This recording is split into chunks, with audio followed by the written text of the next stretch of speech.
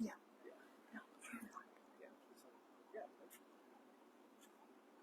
I'll do a microphone check. 1, 2, 3, 4. We're ready, Chief. Okay. All right. Hello, my name is Robin Henderson. I'm Interim Chief of Police for the Austin Police Department. I am joined by members of the Austin Police Department Executive Staff, Ms. Nicole Warren with City Legal, and Daniel Ellis with the Office of Police Oversight. I want to start by saying the investigation is in its early stages and all of the information is preliminary. The information as we know it now may change as the investigation progresses. However, I will review a timeline of events as we know them now.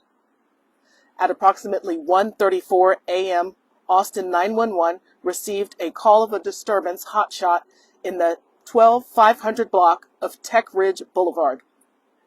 The caller advised they could hear neighbors in a nearby apartment arguing along with glass shattering and things being thrown.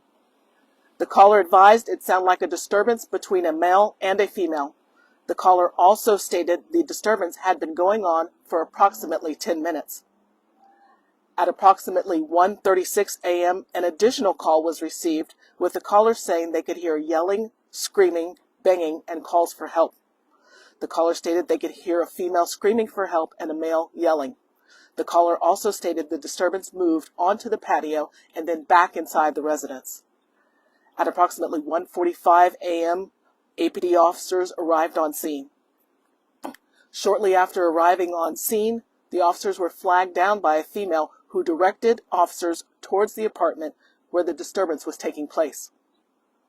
At approximately 1:48 a.m., APD officers heard the disturbance coming from the apartment and knocked and announced Austin Police in English and Spanish, but did not receive a response.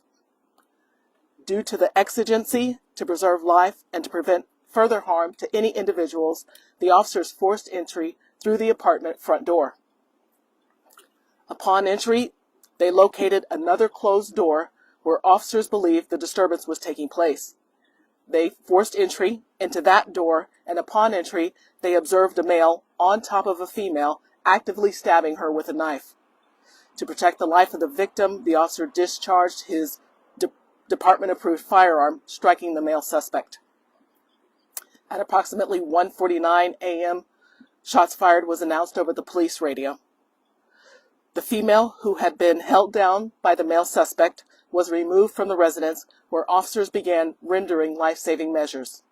Once the scene was secure, officers began rendering life-saving measures on the male suspect. At approximately 1:45 a.m., Austin Travis County EMS entered the scene and provided medical attention to the female victim who had sustained multiple stab wounds and the male suspect who was shot. At approximately 2:01 a.m., Austin Travis County EMS transported the two individuals to local hospitals. The victim sustained life-threatening injuries, and the male suspect was pronounced deceased at 3:05 a.m. No other persons or officers were injured during this incident. The relationship between the suspect and the victim at this time is unknown. This incident was captured on body-worn cameras, and per APD policy, APD video related to this incident will be released within 10 business days. The officer that discharged his firearm has 5 years of service with the Austin Police Department. Per APD protocol, the officer will be placed on administrative duty.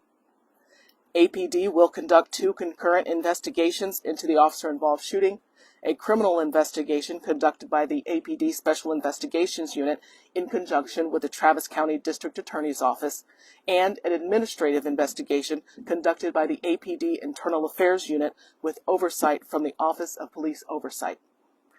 As we learn more details, we will provide them to you. Anyone with information is encouraged to call APD Special Investigations Unit at 512-974-6840 or Capital Area Crime Stoppers at 512-472-8477. For the Capital Area Crime Stoppers submission, you may remain anonymous and submit a tip online at austincrimestoppers.org. Again, The investigation is in its early stages, and all the information is preliminary. However, I will take a couple of questions. What's the woman's condition? She's still alive? It's my understanding she's in critical condition. Thank you.